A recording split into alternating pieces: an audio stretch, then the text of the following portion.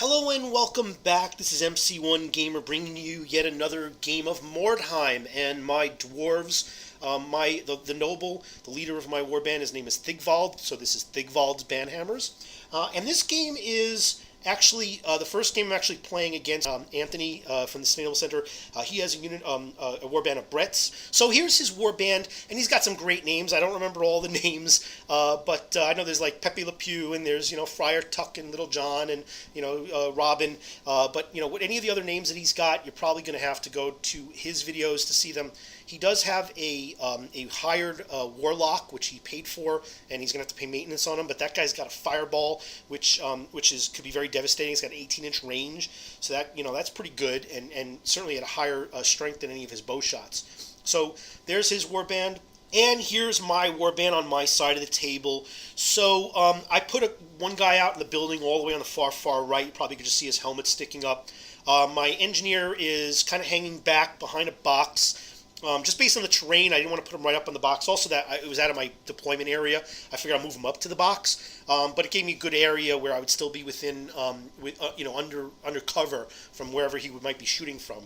And then I've got the two of the newer Thunders sitting in the tree line, and then I have a group of guys who are just looking to run across this bridge, which you'll see in future slides. I've got the two beardlings up front, which are going to screen for my slayers, who are screening for my noble. And the idea is just to send the slayers, the beardlings out there. They can get some shots off if they're not running. But they're going to be the ones who are going to be intercepting and hopefully taking the shots. And then I'll countercharge with my slayers and my noble. And then here's the board. And I love this board because this is a board that could be either canals or it can be, a nice city structure. It's got a lot of different levels. There's a choke point here. There's a major choke point.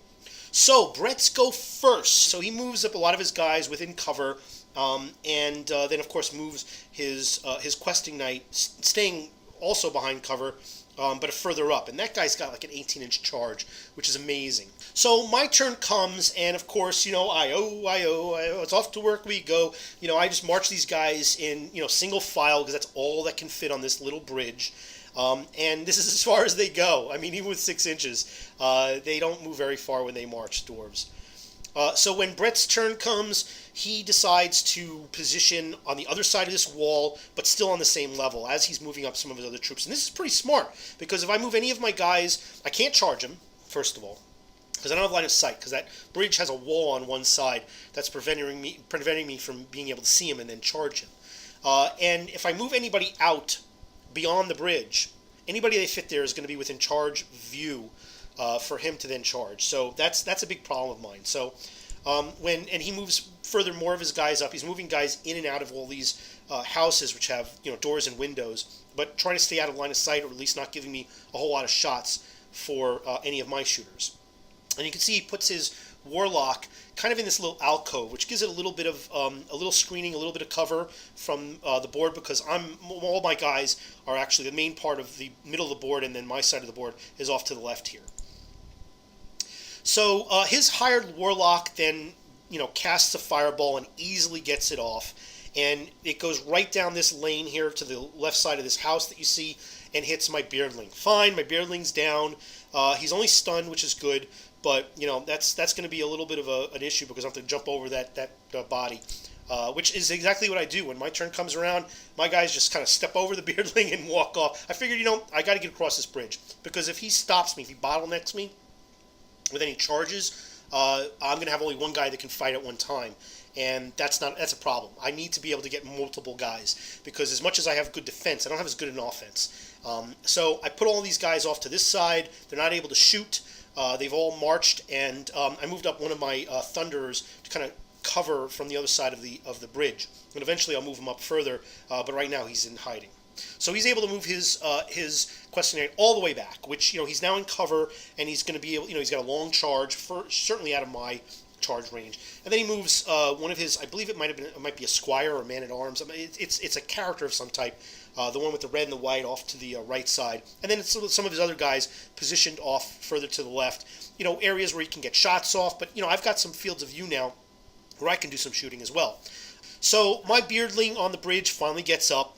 And then he just did a half, like a regular move, and was able to get across the bridge. He wasn't able to march, but he had enough move where he could, just get across onto the other side of the bridge. So Brett's turn, he decides to charge. He charges out with not only with his questing knight, but also with one of his other, I think it says the knight errant. And then you could see that he also charged out with, I believe this must be a squire. I don't know if this was a knight, but one of his squires, another hero level character. So that guy is facing my lord, and then I've got my two beardlings facing, superior. They're definitely outclassed, but I don't mind losing them because they're two of my slayers just waiting for countercharge. And then he moves his warlock up to get into a better position to shoot. And then my beardling, clearly gets knocked out of action. But I think he intended initially to charge my slayer, and there's a rule that if you're within 2 inches, another model can intercept if you wish. I countercharge with both of my slayers, so Bjorn goes right after the knight errant, and Borg, and I believe I've got these right, goes after his questing knight, and the knight errant is knocked out of action. So he's got the beardling and a charging slayer against him with double dwarf axes.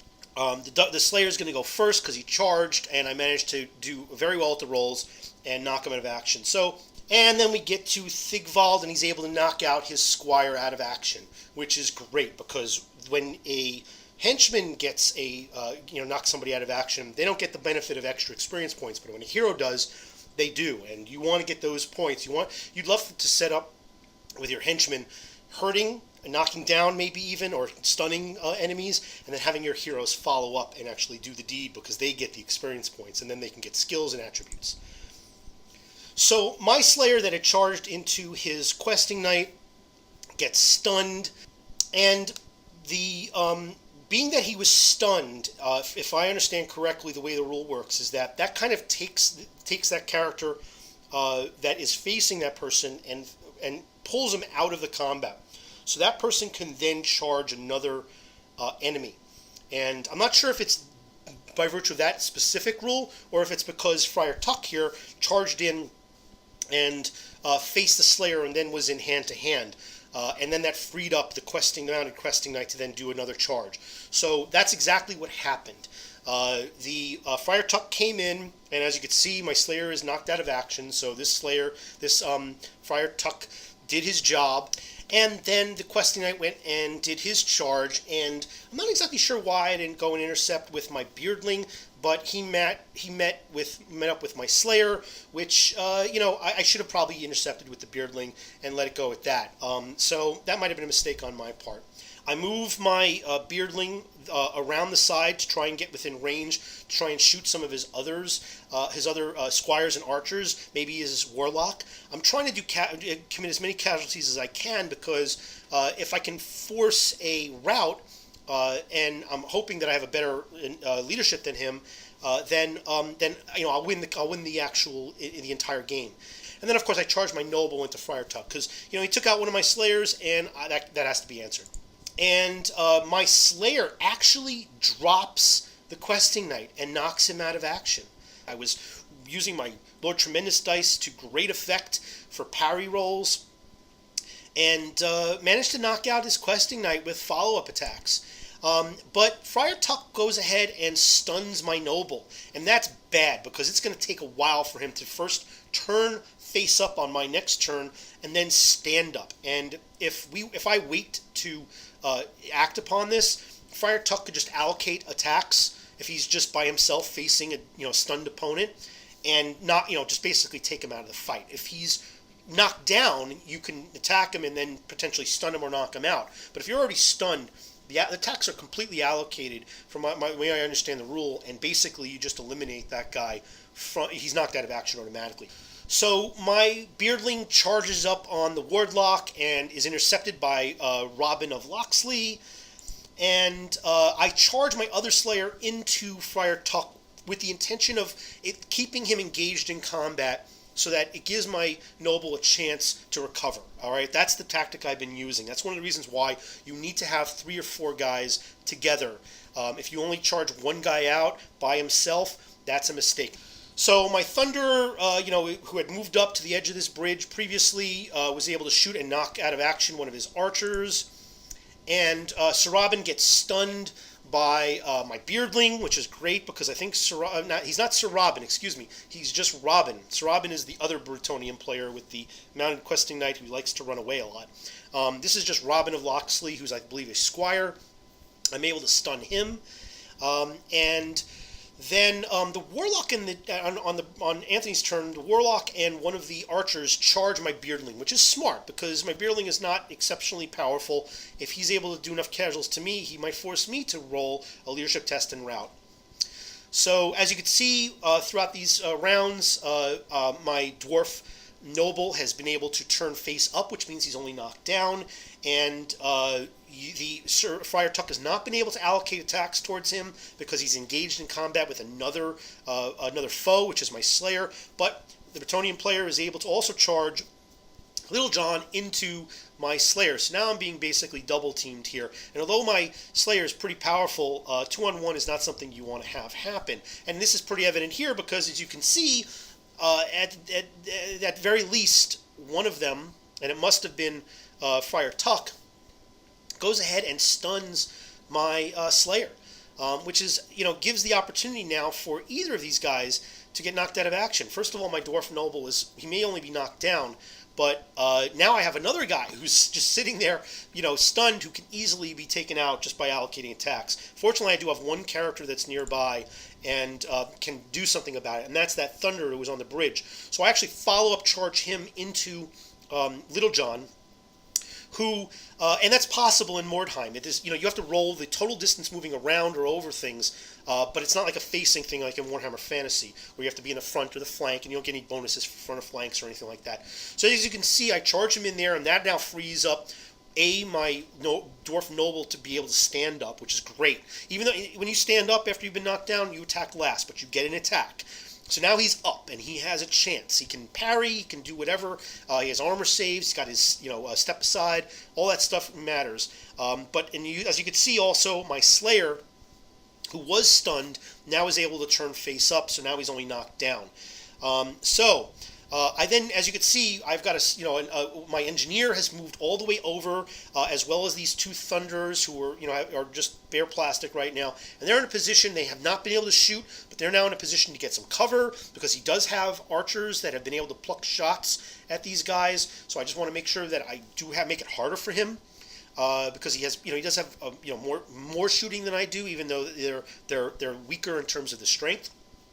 But now I'm in a position that if anybody's out of combat or even past these points, there are some angles where I can get a couple of guys within sights, but not a lot. There's not a lot of options.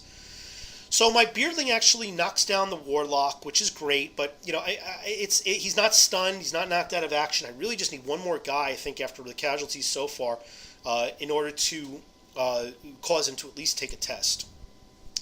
So when we get to the other combat, Little John gets knocked, he gets actually stunned by the Thunder, which is great because, this is a Thunder. I think this must be the Thunder group that actually got the +1 initiative. So they don't have anything special. I think they may have given him an axe or a hammer where they can at least be competent in combat, where the guys who are unpainted don't have anything but their daggers. And the Beardling actually knocks out of action one of the Bretonnian scouts on the other side. I think my Dwarf Noble and Friar Tuck, kind of, again, they just exchange shots, but nobody gets, injured or knocked down or whatnot. But that Beardling is just the MVP because he not only does he knock out of action one of those scouts, but it causes Anthony to have to roll for routing, and Anthony fails. And what that means is his men immediately leave the battlefield, and I win the scenario. So that was huge. It was a tough fight. He lost a lot of guys. I lost a few myself. I think I lost 3, maybe 4. And I did lose, just as an after-battle report, I did lose one of my Beardlings permanently, but I was able to buy him back. So here's a picture of my Warband again. Post-action, after the fight. So this is what happens. Anthony's rolling for his Warband, but if you don't know already, I think he loses his main questing knight, which is his leader, and he may have also lost one of his other characters, either the squire or the knights errant. But at the very least, I know he lost the mounted questing knight, and that's a lot of gold. That's got to be like, it's going to be like over 300 gold, and I'm sure he's gained some gold from a number of games. But just like several other people in the campaign, where if you lose your leader or enough people, it might actually behoove you to just re-roll. I'm not sure if that's the standard word for it, but when I think of re-roll, it's just scrap this warband, start over. Take your 500 gold, build a new warband. And that's exactly what Anthony did. He took too many losses, and he just decided to re-roll and try to reorganize how he would build his warband from scratch. The after-action report for my warband, let's go over that. So Thigvald, who is my dwarf noble, he is able to get a new skill because he leveled up. And his skill was Mighty Blow. That's what I picked. That I figured was a good choice because he's still sitting at Strength 3. He may have Step Aside, which is a 5+ ward basically in close combat. And he's got Extra Tough, which means if I roll poorly for that, if he gets knocked out of action, and I roll at 15, or under, for the to see what happens, I can re-roll it. But of course, my second roll I have to stick with. But it means that it's harder for him to get knocked out. I think the easiest thing for him to get knocked out at this point is if he got Nurgle's Rot, which is entirely possible. So, but I wanted him to get a little extra strong in hand-to-hand combat because Strength 3 is just not going to cut it. And then my Engineer Flint Banhammer, he was able to get Trick Shot. And I'm not sure if that's the one. I think that's the one where you're able to take 2 shots. You're able to shoot twice. And I could have taken the one where you ignore terrain, which is good. You ignore any of those terrain modifiers, which I thought about. But I like the idea of being able to take 2 shots because I figured, with a decent ballistic skill, I should still be able to get hit with at least one of them. And that would probably be just as good as, the terrain modifiers. And I'll eventually get the one with the terrain modifiers as well. So Bjorn Banhammer, he rolled up new stat, and it got rolled up as a wound. And that's phenomenal. Now he's got 2 wounds and a toughness 5. So he is definitely a force to be reckoned with. Go Bjorn Banhammer. So the next one, Borg Banhammer, he did not level up. He did advance further, but hopefully he'll level up in a future game. For my Thunderers, this is the Thunder group that has +1 initiative already and +1 ballistic skills, so they're sitting at ballistic skill 4. They now got a strength bonus. So the 2 of them now are sitting at 4 strength, which is great. Because I've already given them a hammer each, and they have a dagger. They're already sitting, of course, at an additional ballistic skill, so they're better shooters. So they've got crossbows. They're not actually meant to get into hand-to-hand, but if they do, they're now a lot tougher. They've got a higher initiative and a higher strength, so that's great. So I'm going to actually tool these guys up just to protect them further, if I have the gold. And then the second Dwarf Thunderer unit, which is the one that just had the +1 to ballistic skill leveled up, and they rolled up for their experience. They got +1 weapon skill, so they're now at weapon skill 5. So they're the highest weapon skill, even higher than my Dwarf Noble, with the exception of one of my Slayers.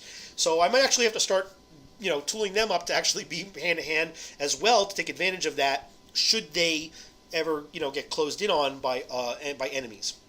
And then my dwarf, my 2 dwarf beardlings, they're sitting at they're double pistols, but then they got a level up, and their attribute bonus was strength. So now they're at strength 4, but they're sitting around with 2 pistols. So they're meant to just basically shoot, and if they get into hand to hand, they can get those first strikes with the extra attack at strength 4. So this strength doesn't help me. So what I might do is I might try to move. You can move equipment here and there around your warband with Mordheim. I might move some of these pistols off to some of these other guys, especially new recruits that I'm buying, because I have slots for 2 more guys.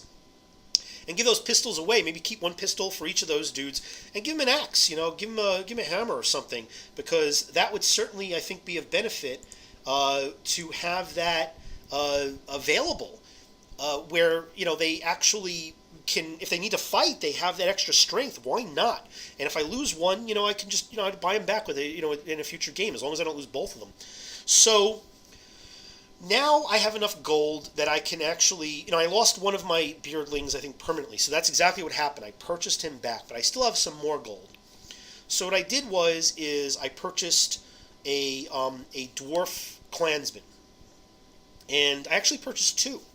And this cost me a good deal of my points. I got a lot of weird stone. I had some extra weird stone from a previous game and some extra gold from a previous game. So with all the rolls that had been done and stuff that I had sold, I was able to afford buying back the beardling and then maxing out with two more dwarf clansmen. So that's exactly what's going to happen. I'm going to have now two clansmen that are tougher than the beardlings that I can send up and take advantage of just some sturdier dwarves to stand in there and be further screen or protection for the Slayers and the Dwarf Noble, who are the characters that really I want to be the ones that kill off creatures, kill off enemies. And if I need to split the groups, I can at least have some more bodies where they're viable. I can have one Beardling, one Slayer, and one clansman in each, and then my dwarf noble can go one way or the other. And I'm going to keep the for the time being my engineer in the back because I don't want him getting knocked out because I gain tremendous benefits just by his presence on the board. Even for people with pistols, they go from 6-inch shooting to 9-inch. That's huge, and then 30-inch on the crossbows to 36. I do not want to lose that guy, so I might keep him back in further up or even middle board at best. So there's my my warband. There's the battle. It was very brutal. I felt very bad that Anthony got beaten up enough that he had to just start over with a new warband. But I think he's the fourth guy out of our group that had to happen to, and eventually it's going to happen with me, I'm sure, as well. My warband rating is now about a 160. Not great. It could be higher. I think it's probably because I still only have 4 characters. I think the highest warband I've seen so far is just short of 200. I think it's like 198, which is the Carnival of Chaos. He's the guy to beat right now. And I think more than half of us have had to re-roll. So my number could be at some point where I just take enough damage that I have to go start over again. And I think even the Carnival of Chaos guy early on got beat up bad enough that he started over again, and now he's had enough of a success run that he's skilled up. So hope you enjoyed it. There's more to come, and have a great day, everybody.